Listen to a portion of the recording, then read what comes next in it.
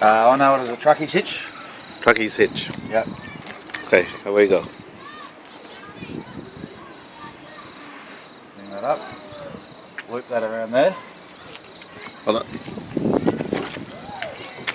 Do it again. Grab that one. Put it over there. Yep. Loop that around there. And then we pull the loose bit. This is the loose bit here. So that bit just stays up there like And that that. stays like that. That tightens up.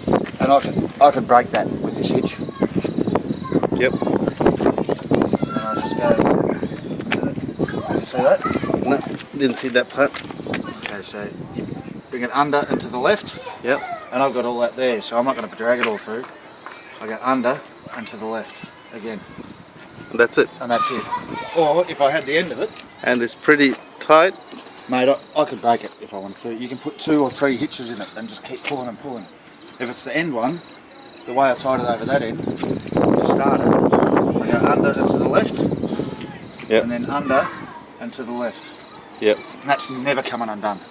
That'll come off before that comes off. Yep. Well, thanks, Ross.